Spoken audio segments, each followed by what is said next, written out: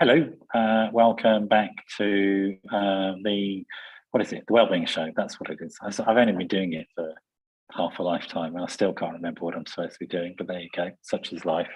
I've got a fantastic guest on this evening, Katherine Baldwin, who I'll let her introduce herself in just a second. But just to remind folk that this is live and a broadcast out on 9 p.m. British summertime at the moment, rather than Greenwich Mean Time, which is what the graphic says, but 9 o'clock UK time. Let's make it easy. So if you're listening to this 9 o'clock on the 24th of May, or whatever the equivalent is of your time zone, then it's live, and you're welcome to join in and say hi. You can do that by dropping me a WhatsApp. My number's +4475 06 319 745. I'll repeat that later on in the show, but if you're a regular, you know it anyway.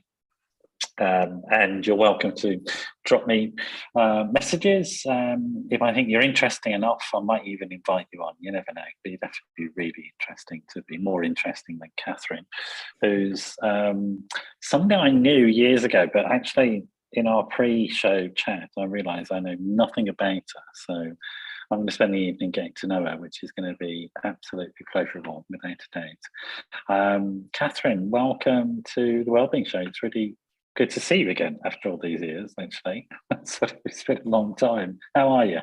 Thank you, Noel. It's great to be here. Yeah. And to reconnect after what must be, I don't know, 10, 12 years. I don't even want to think about it. Just remind me just how old I am. It's been a long time. Yeah. Longer than my son's been alive. Actually, yes, definitely. Yeah. He's 12. Yeah, so yeah, that's right. So yeah, well, it's really good to see you. And you're down in Dorset, Poole? I am. Right? I'm in Poole in Dorset. Yeah, sunny Dorset, especially today. Say, it would have been good to be down there today. Good down there most of the time, I should imagine, but particularly on a day like today. I'm over in France, as I said, where my son lives. So I'm in Montpellier, and it's similar type of vibe today, nice and sunny, which is what I love. So welcome to the show. I know you've got a book and various things going on, which we'll talk about later on, but I thought it might be nice to sort of get to know you so that folk listening can. I thought I was going to have to do one of those interviews where I have to pretend I don't know anything about you. I don't have to. I just realised I don't know very much about you. We knew each other in very sort of particular type of circumstances, although it was quite a long time. It's been a number of years, but it was quite boundaried contact, I would say, using that dreaded B word that therapists use far too much. I should be shot for that. So I promise not to use any nonsense like that again for the rest of the show. So we knew each other in London, but are you originally from London? I don't think so, from your accent. You're not. No, I'm Northerner. I'm from Liverpool. I was born in Liverpool, where I lived until I was 18. Okay. Yeah. And so how long ago was that? You don't have to give away all your secrets, but sort of what generation are you? I'm trying to figure out. So yeah, I was born in 1971, so early 70s. Okay. Yeah. So I'm 52. I don't mind sharing my age. I'm 52 now. Okay, cool. Well, join the club. I'm 50s as well, so there you go. And what brought you down south? Did you come straight from Liverpool? You went to university, or down here, or down in London? Yeah, so I went from Liverpool to Oxford, where I went to university. Okay.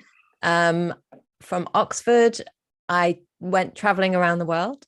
So I finished my degree and I picked up a backpack and I went to New Zealand and Australia and America for a year and a half, and then ended up in Mexico City, where I ended up with no money, ran out of money, and needed a job, and got a job as a journalist on an English language newspaper, and stayed for 5 years.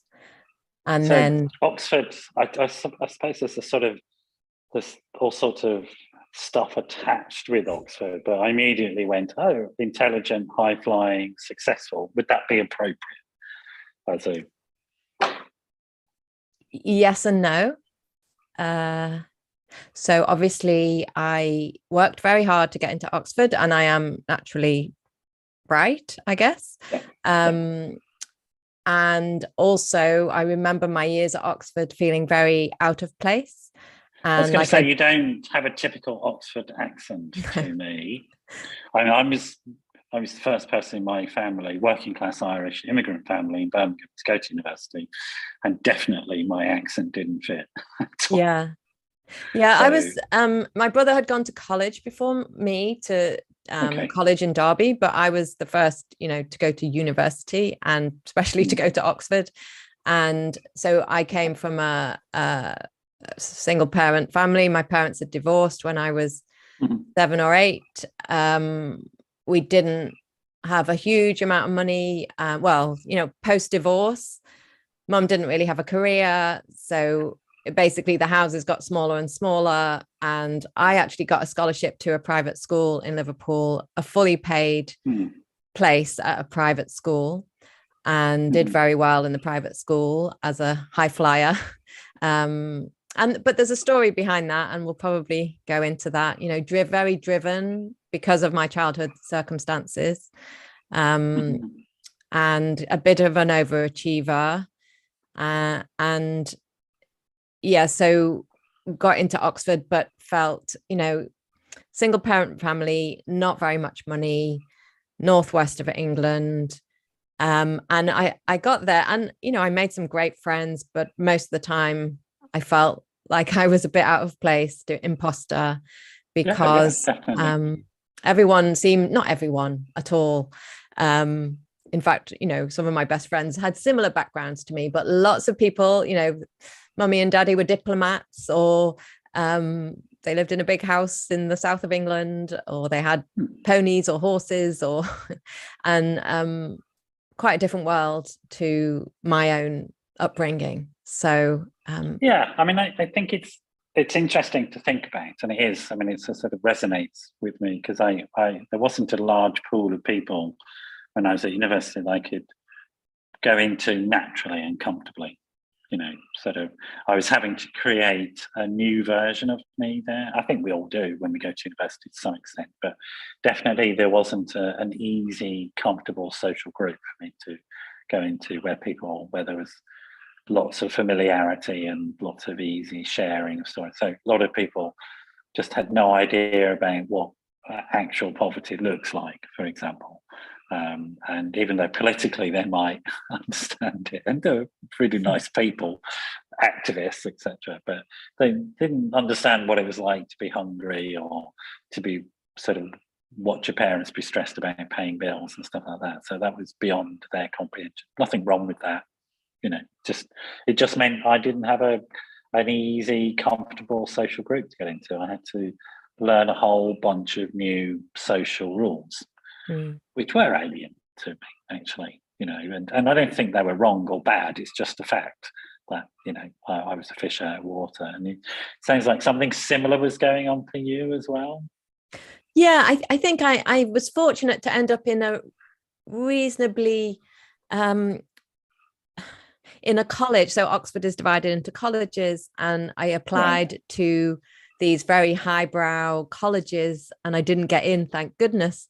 And I got into a more, I suppose, a college which was 50-50 men and women, which was rare, and had a larger proportion of misfits, middle misfits, or northerners, or anyway, there was a real mix. But I was fortunate, I think, with the college that I ended up in, and but yeah, and I had that at school too. If you imagine that I was on a full scholarship at a private school, Yes. So it was the same experience of being there, but not feeling like you're supposed to be there. I was head girl of that school. I did very well, but it was this sense of I'm a bit different. And the same going to Parliament. I mean, in Parliament on paper. So I went to work in Parliament after living in Mexico, then Brazil, and moving to London.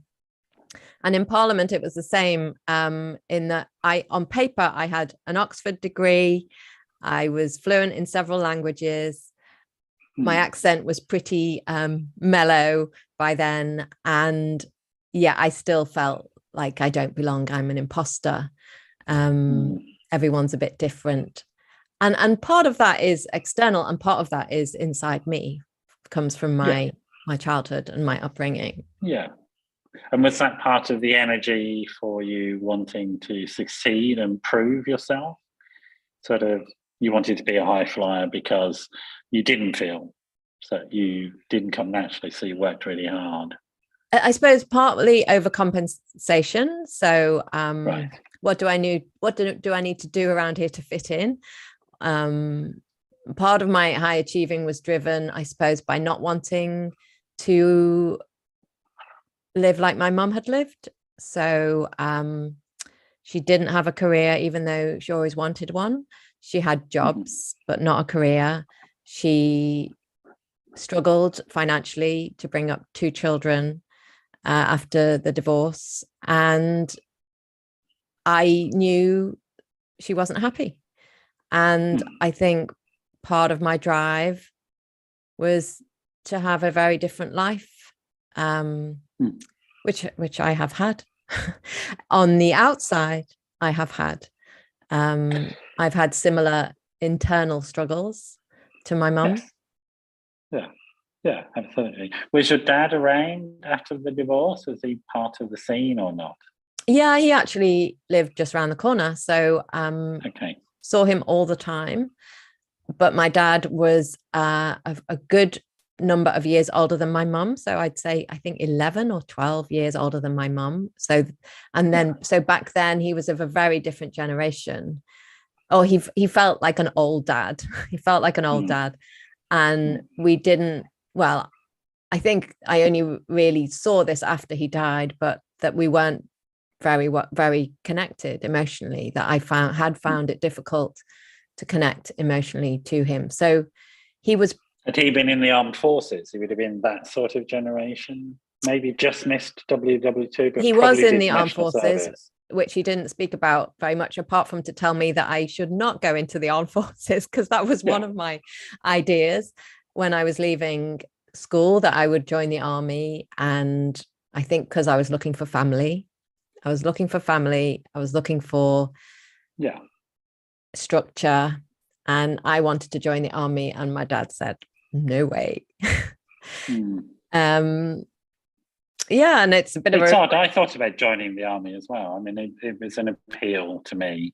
I decided not to in the end because of my Irishness, to be honest. And sort of, I'd have been on patrol on the border with Donegal at some point. I knew my relatives live in Donegal. Yeah, that was it.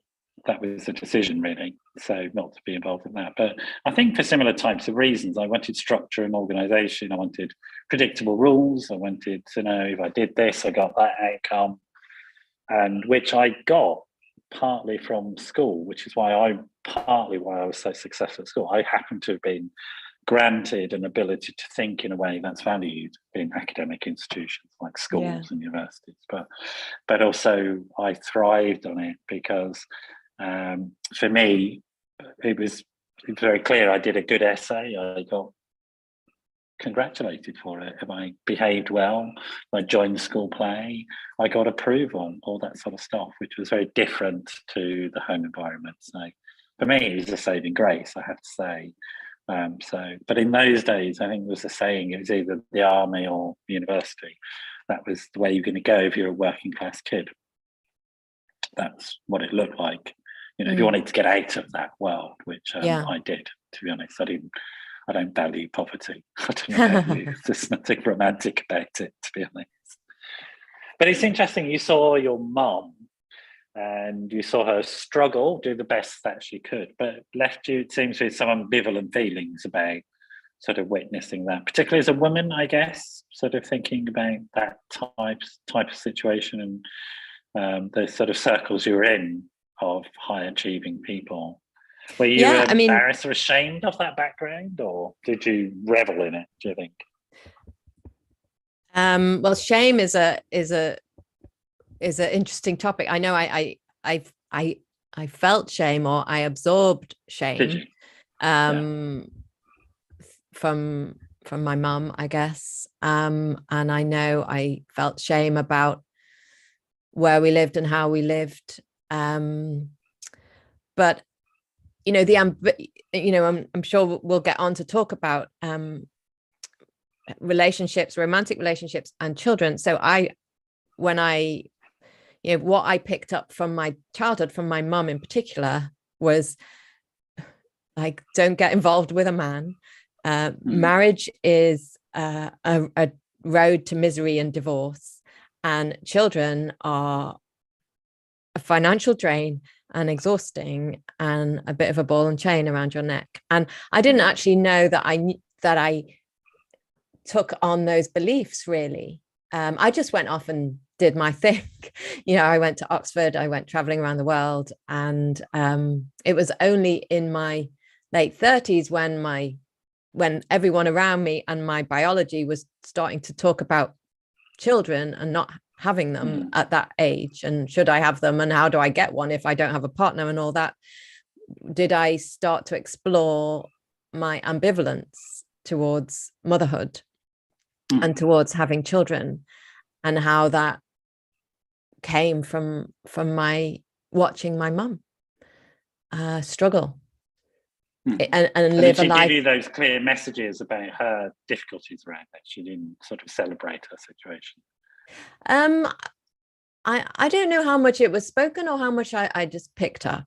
But right. Mum had her own very challenging mental health struggles, and which continued throughout her life.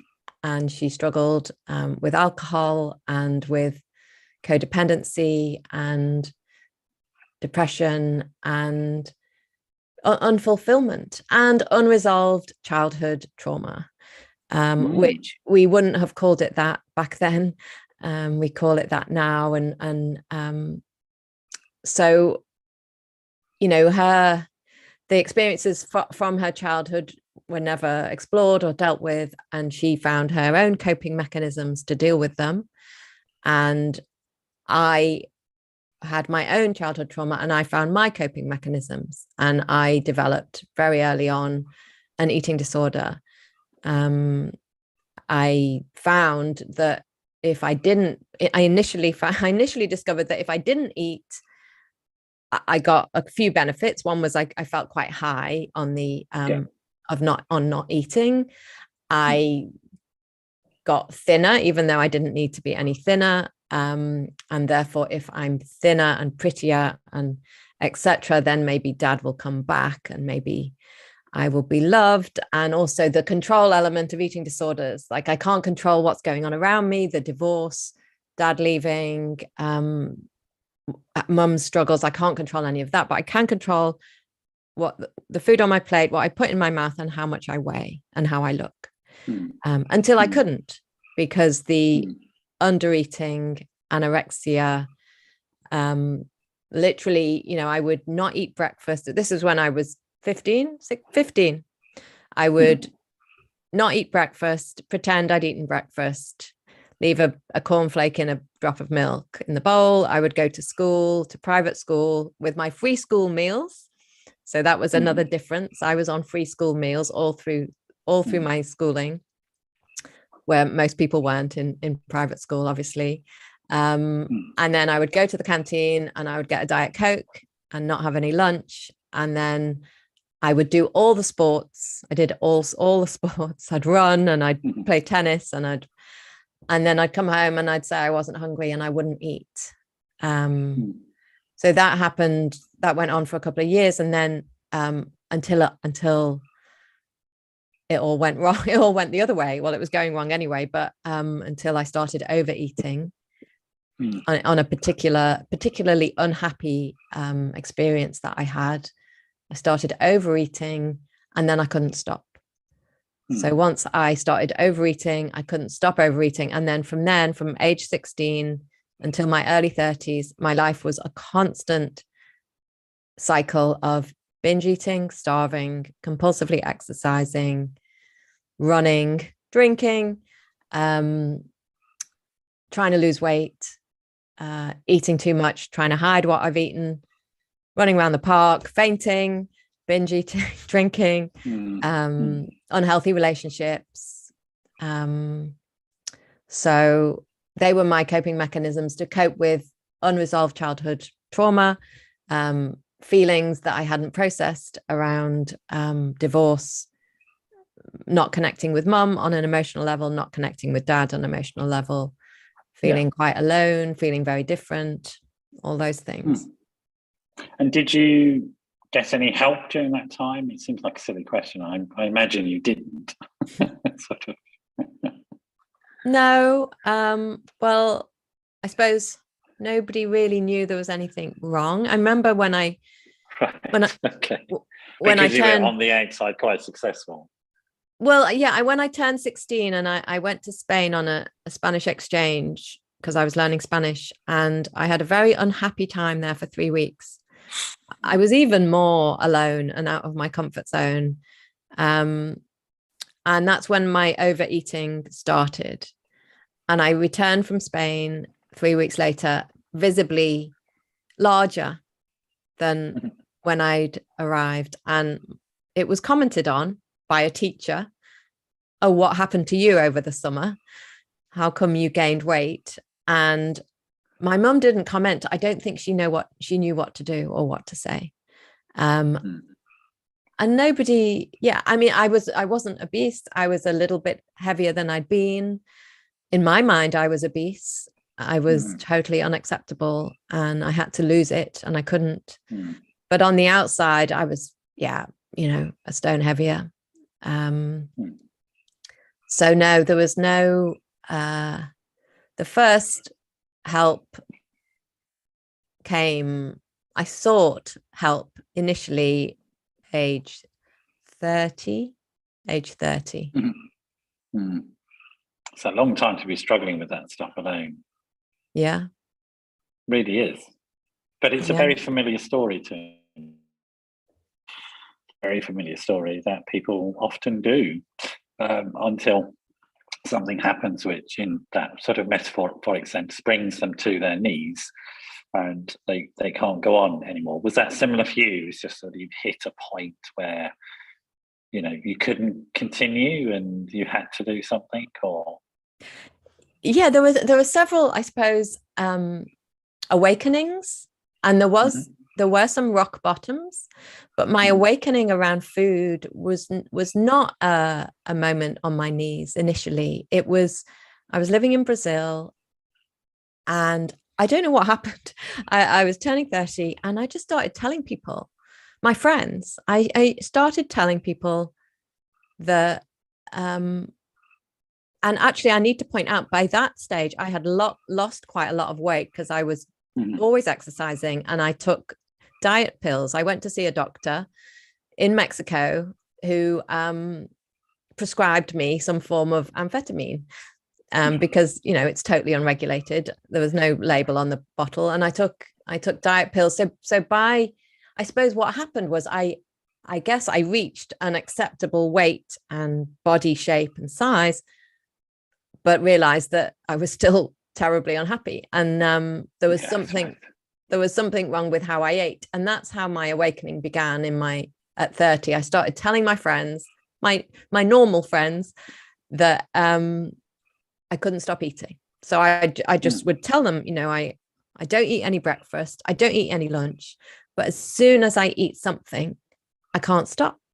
And I open a box of Special K cereal and I take one little cup with some yogurt, and then half an hour later the whole thing has gone, and then the rest of the fridge has gone.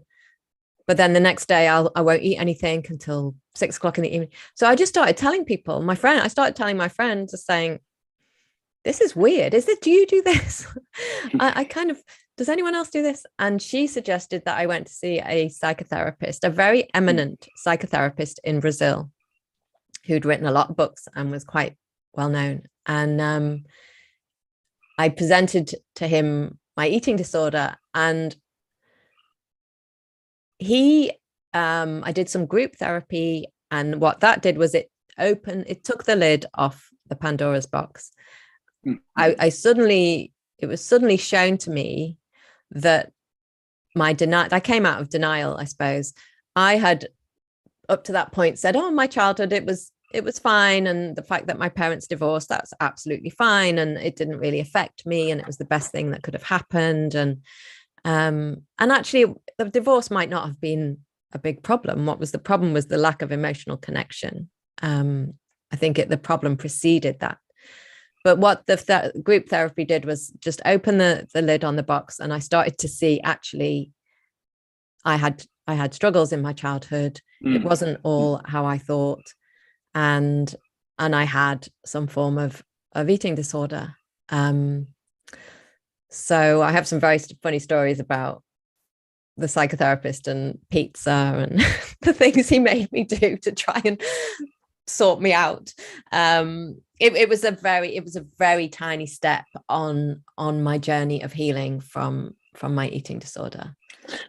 I think it's quite an important point, because often people might imagine that they're going to see somebody and they're going to be fixed, but it's almost never the case. It may, if you're lucky, be the case that what happens is something starts.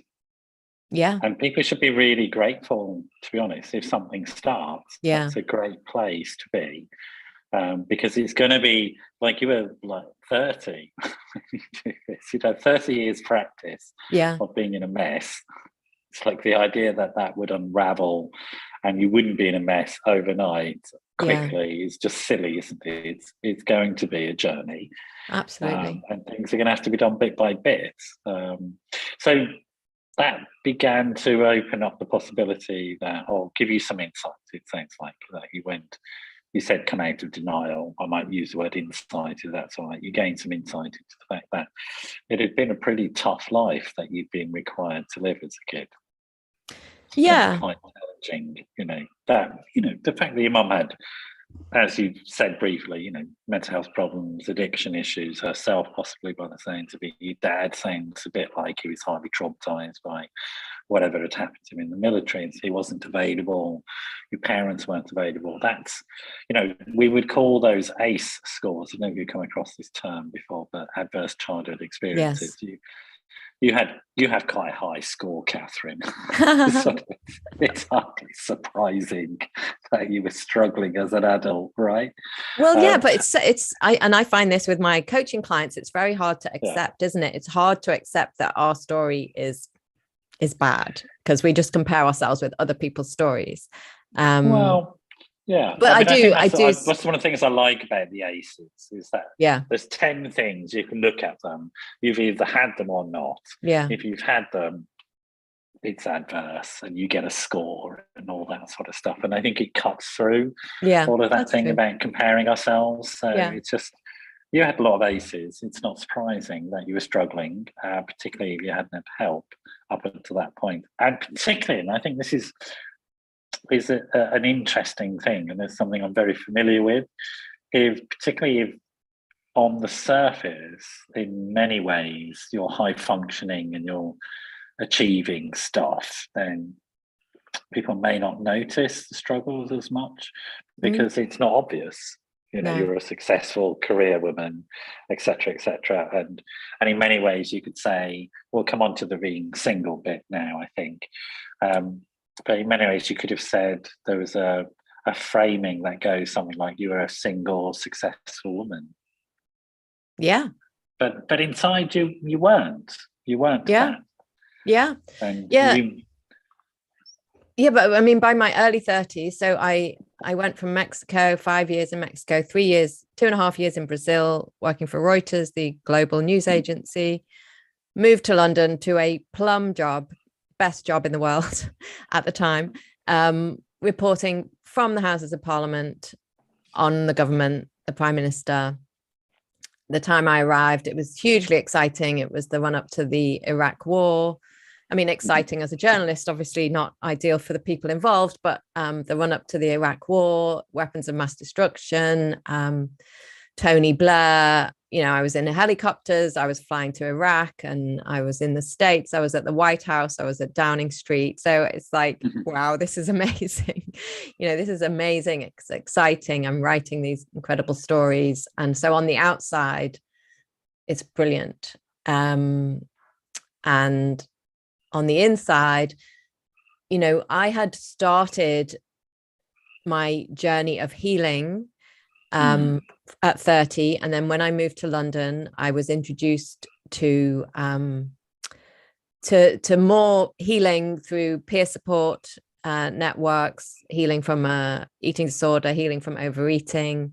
And so I was already on that journey. And then I looked into codependency and, you know, childhood. Well, I wasn't looking into childhood trauma then. I wasn't going that deep, but I was looking into my codependency and so forth. But, you know, on the outside, I was doing this. Can I just ask, because some people may not be familiar with that word.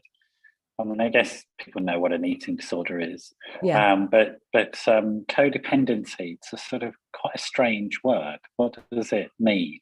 I mean, what does it mean to you? What it means to me, yeah, it's a massive term, isn't it? I mean, I see it as a huge umbrella.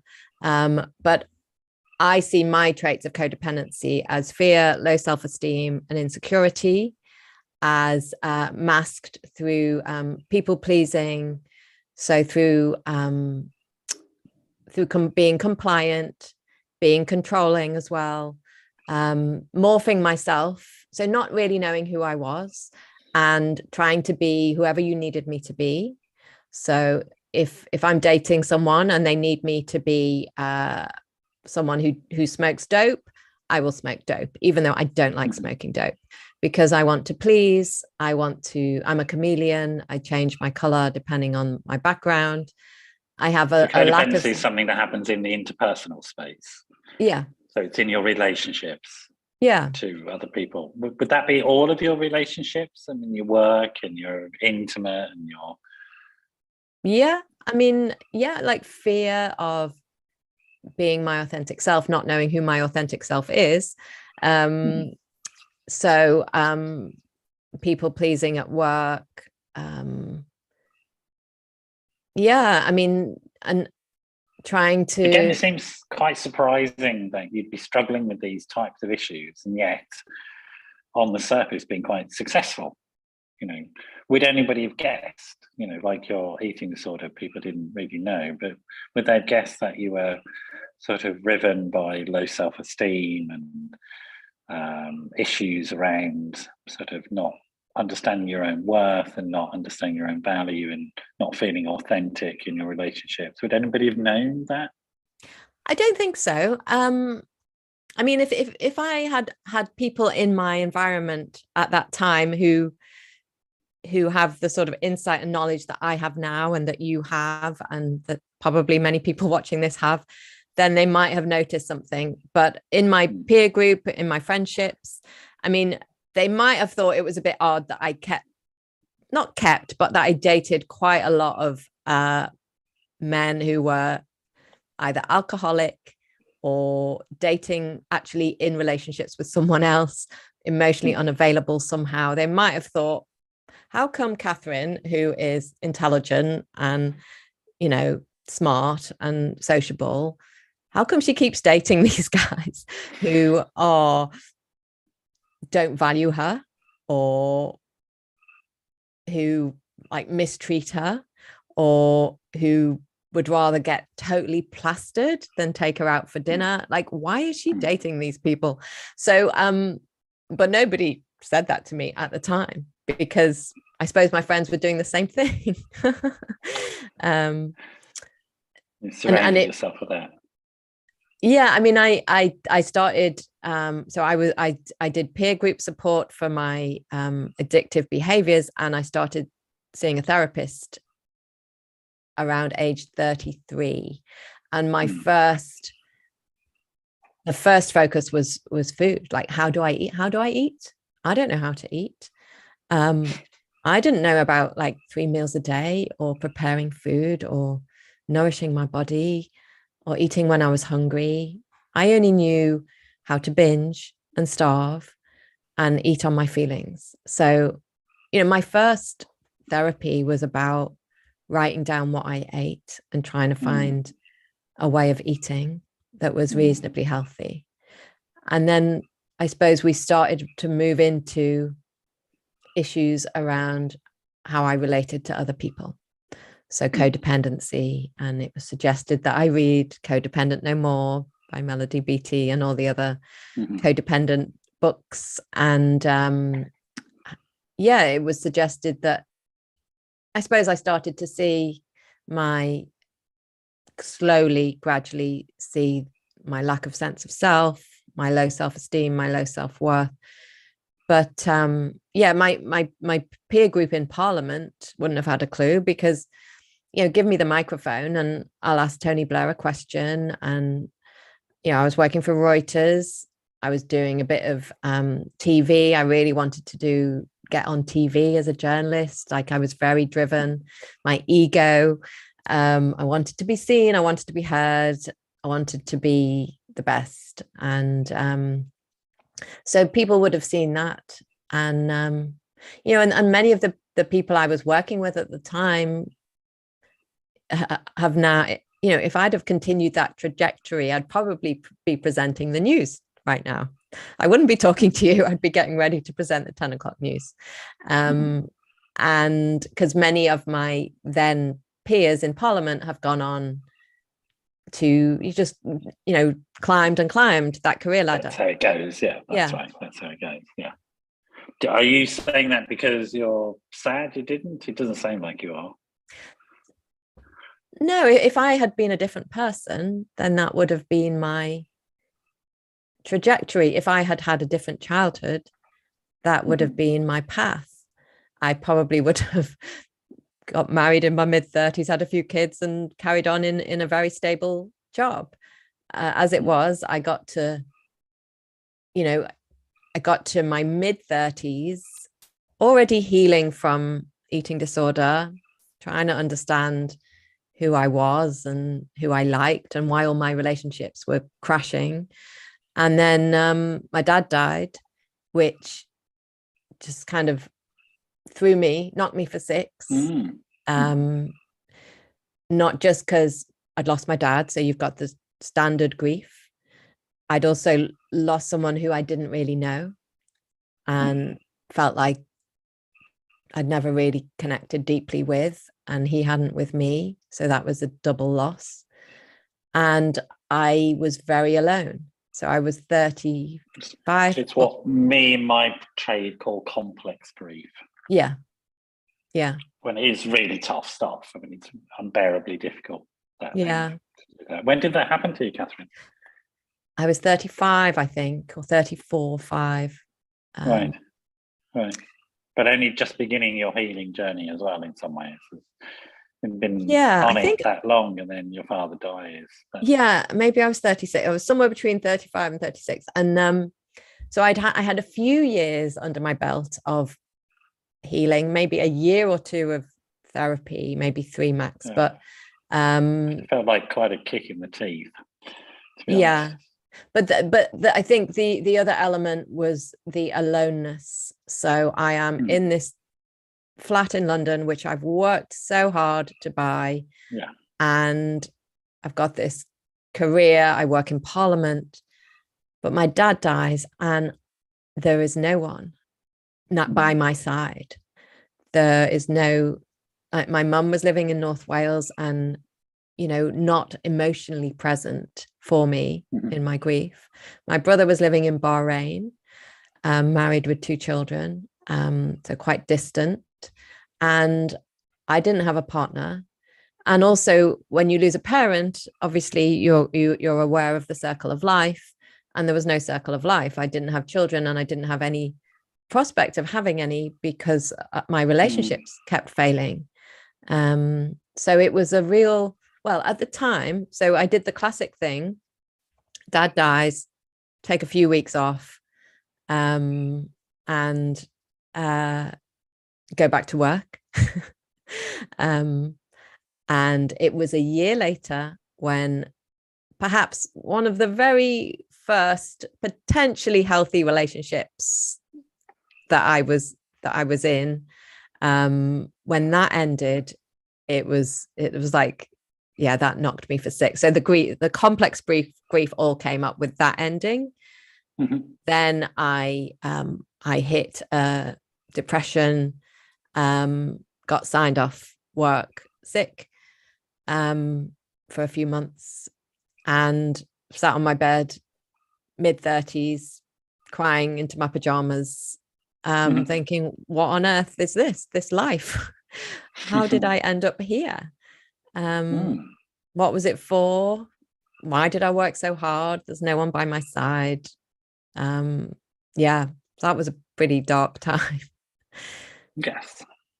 And what were the next steps for you? Because there seems to be, if I'm not wrong, but some sort of thing like the group therapy was opening up something, and then the peer support work was opening up something. There was something about groups when you could access them that would give you some sort of help and support and guidance sort of along the way and help you begin the healing process. And it's maybe an odd thing to say, but the fact that you did actually survive these pretty horrible things, you know, in terms of your father dying and then losing this healthy relationship, you actually have transformed those experiences. So although they were horrible and difficult, something was flourishing and healthy within you and kept you going and got you to reach out, I guess. Yeah, because you're here talking about it now. There's a factual statement there, isn't it? What I mean, you hit this sort of depressive period, which is perfectly understandable, where you're questioning what decisions have I made. What was the next step for you in terms of looking at that healing? Yeah, I mean, it was a horrible time for a while. You know, I was traveling around London seeing all manner of eminent. I had private healthcare insurance through Reuters, so I'm seeing like the top psychotherapist and psychiatrist and all these people, and that, I don't know, at the time, that's not what I needed. What I needed was actually to leave my job. So I needed to find myself, and I needed time. I needed to take the mask off and stop pretending that I was okay. And so I did go back to work, and then I was in a terrible state because I'm back at Reuters, back in Parliament, back flying around to Afghanistan, knowing that I can't do this job anymore. Not only was it too grueling and the hours, and it was very hard to stay healthy around my eating and drinking in that environment. Extreme hours, long hours. So I couldn't do the job anymore, not only because of that, but because something in me, my heart was not in it anymore. I just didn't want to be writing down what the Prime Minister said. It just was not. That's how I saw the job, you know, super glamorous, but basically Prime Minister says something and I write it down. And it was not floating my boat. And I had that sort of existential, what have I been working so hard for? Why am I doing this? So fortunately, there was a merger with Reuters.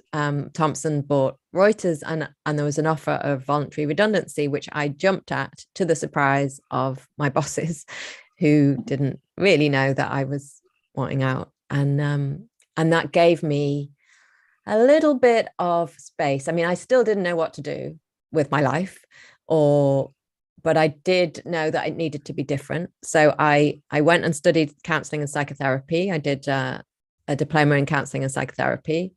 I moved into a different form of journalism, reporting on disasters and emergencies, which was it felt more purposeful.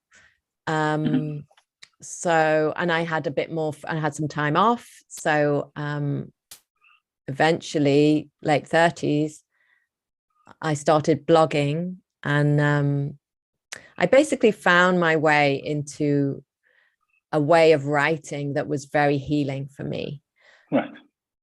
So a lot of my healing has come through writing, and I honestly believe that, as well as psychotherapy, peer support, lots of study, and etc. But if I think about, I started a blog age 39, which was about self-acceptance and stopping self-criticism and stopping self-attack. And that then morphed into a blog as I turned 40 called From 40 with Love, which was me voicing the confusion I felt at being 40, single, childless, living in London. What? How did this happen? And that started a whole new career journey. So I think, you know, in terms of my ongoing healing, I continued to invest in therapy all the way through, and I kept moving therapists until I found, you know, the one that I really needed at that time. And I had lots of peer support as well, and I found myself through my writing, telling my story, which was very cathartic. Interesting. And because you've been a writer for so many years in many ways. That's what a journalist is. It is writing, but you find a way of writing that allows you to be authentic, as opposed to that version of writing which you felt was completely inauthentic. So this is same skills, but deciding to use them in your favor rather than in somebody else's favor, or as a, so again, it's really interesting, I think, for me to see that. I'm wondering what part learning how to help other people helped you as well. I'm just thinking about the training as a therapist for you, because I certainly know for me, sort of having grown up in a very dysfunctional childhood and feeling very broken, it was helpful to me to learn skills of helping other people who were broken become less broken, and then that gave me stuff as well and encouraged me to become, you know, that whole wounded healer type stuff. And did that play a part in your journey as well? Does it still play a part? Yeah, absolutely. So I suppose the first thing came from the writing. So, you know, for my entire career as an international journalist, I'd written a huge amount of stories. Some of them had been in very prominent newspapers and Reuters and everything. And yeah, they brought me some satisfaction and some ego, you know, ego flattering.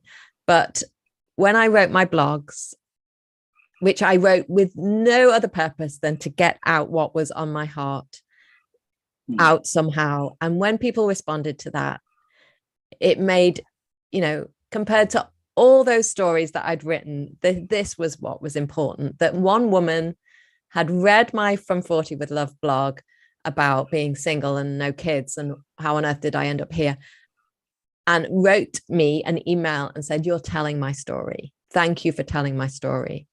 And then, you know, and there are women who read those first blogs 11 years ago who are still in my circles now, who I have coached or become friends with, or so the connecting with others through telling my truth and telling my story was incredibly powerful. So I finally have a voice, but a voice of my own. I'm not voicing the Prime Minister's words. I'm voicing my own. I'm being authentic and real.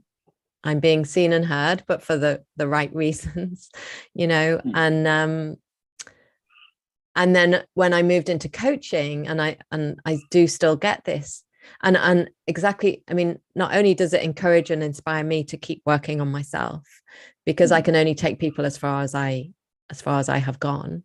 So I have to keep working on healthy relationships, balanced life, managing my drive to overwork. I have to keep working on myself, but seeing other people transform and heal, and from people who I've done loads of work with. So, you know, one woman, for example, who I've coached, who or several who I've coached, who have gone from, you know, being in their 40s, single, and just thinking, well, this is never going to happen. Relationship is never going to happen for me.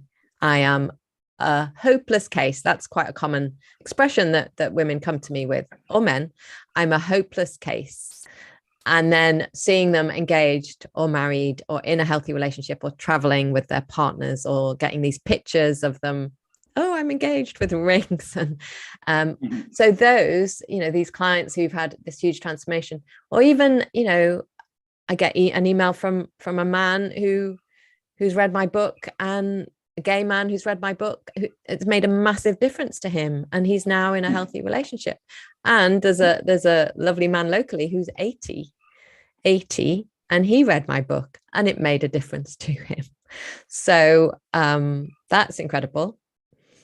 Why coaching? I'm interested. Why did you shift the frame into coaching? What was it that attracted you, and what do you think is useful about coaching, do you think, and why make that choice? I think it might not have gone that way if I'd have done different psychotherapy training. I trained at the Westminster Pastoral Association. Is that right? Association. And it was psychodynamic, and it was very much, you are the blank wall. I'm not sure how you conduct your therapy, and I know there are many different modalities and many I don't go therapists. anywhere near that. I think it's nonsense. Yeah. To be honest. So many, I know many therapists. It's an old style of Yes. therapy that's really discredited, to be honest. I don't think that. Yeah. I don't think much about it. I use evidence-based practice, which is not blank screen stuff at all. Yeah. Well, that was the training that I did, and I kind of knew that wasn't for me, that I needed something more engaged and more dynamic. And I suppose I had received different forms of therapy, and the one that had worked best for me kind of merged therapy and coaching, and was more engaged and more dynamic. And so while I do have a huge amount of knowledge of psychotherapy, and through my training and through many, many years in it, I decided not to continue to train in it. And it could be that, part of me wishes I had, because I think it's hugely valuable. But for me, the coaching felt more proactive and more engaged. Yeah, and I think most people want that these days. I mean, to be honest, and I think that's fair enough. So if you look at things like cognitive behavioral therapy, it's about homework, it's about doing work, it's about changing your behavior, it's about writing stuff down and narrating it and getting on with it. And that's quite right, I think. The sort of blank screen stuff belongs to a different era. We're not those people anymore. We're not Viennese aristocrats who have repressed ourselves. Do you know what I mean? It's quite the opposite problem that we have these days. Is not that people need unraveling, but they need skills. Yeah. That's what folk need. So I was just interested and that works for you, and that's what you offer for people. Yeah, it works really well. And, as you describe, similar to CBT, I do my work. I often give exercises. I give reflection, journaling exercises or reflective exercises. Some of my clients work through online courses that I have built. Mm-hmm. So I have built an online course around how to fall in love, laying the foundations. So laying the foundations of self-esteem and self-love and emotional mastery and understanding your fears and patterns. And I've built a course around dating with courage, clarity, and confidence. So a lot of my clients they'll either work one-to-one with me and take a course at the same time, or they'll just work one-to-one, or they'll do a group course, which have worked really well. But it sounds like very much you challenge people to do stuff as opposed to just talk about it. It's get out there and give it a go.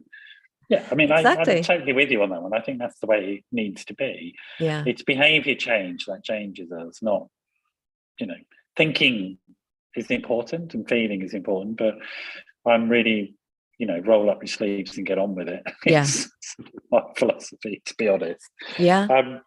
But then you're informed by the other sort of therapeutic training that you've had, etc. In terms of, you keep mentioning a book. What's it called? It's called How to Fall in Love, a 10-step journey to the heart. And it's a combination of, I use my story of healing from self-harm and low self-worth to find and from dysfunctional relationships and patterns that many of my clients have, such as falling for unavailable people, and everything that I learned on my journey to what is now a happy, healthy marriage. So I combine my story with exercises for people to do. It's very much roll up your sleeves and get, you need a pen and paper if you're reading my book, because I suggest that people look inside themselves, answer these questions, and try and change their behavior. Sounds thoroughly good, thoroughly useful. I haven't read it. I might do. I'm guessing you start from the premise that the first person you've got to fall in love with is yourself. Absolutely. Right. Absolutely. And that's your healing journey, is to learn how to love yourself, right? And not find that difficult, to be comfortable within your own skin. Because what's a saying? It's an inside job. Yeah. Always is, I think. Yeah. So my first step in the book and on my course is called Step Inside. And it is about stepping inside. And, it has many elements. But for me, one of the first elements was to try and stop self-harming in whatever way I was self-harming. So that could be food or alcohol or men or work or screens or whatever behavior has a hold of me, rather than me managing it in a healthy way. Then I need to get honest about that and get support if required. Because I need to be connected to myself and my feelings in order to connect to somebody else. Yeah, cool. And you've got a website, I presume, that people get hold of you.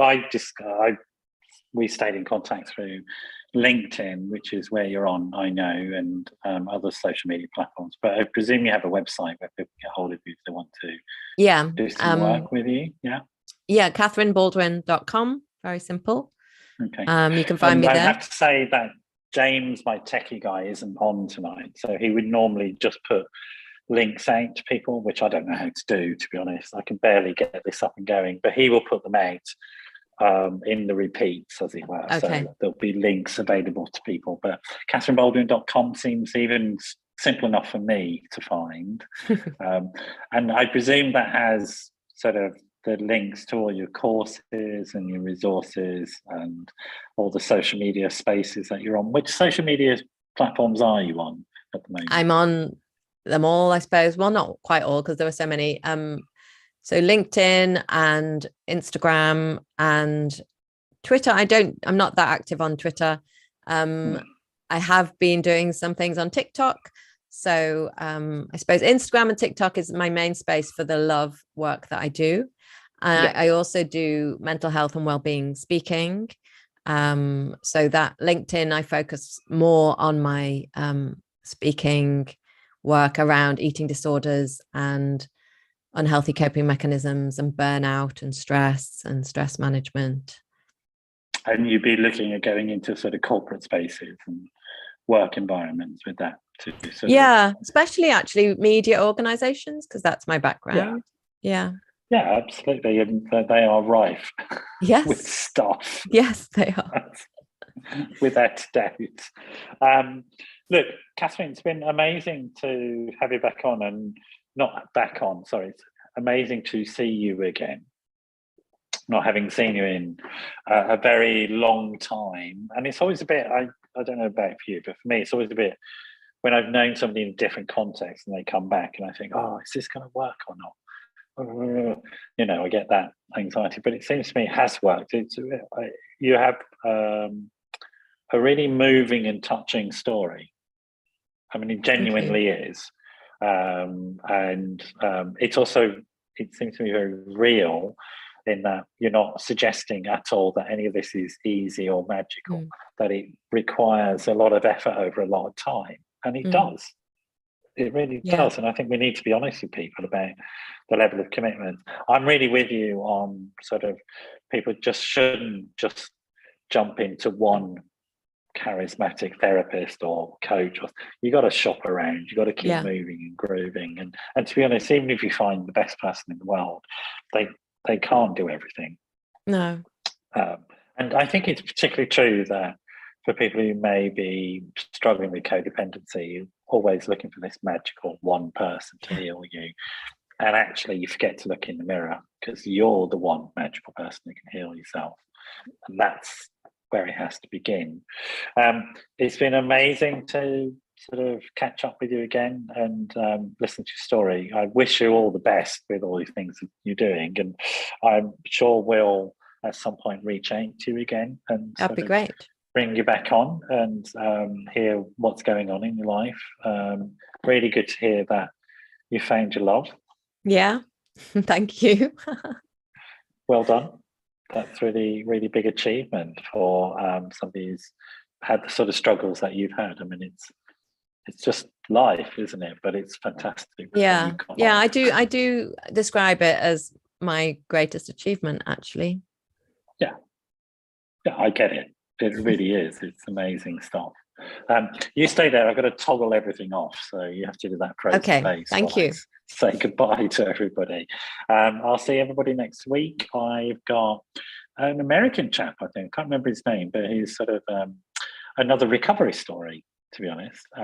So he was substance misuse was his issue, and he's got a really sort of powerful story of recovery himself. So I'm looking forward to that.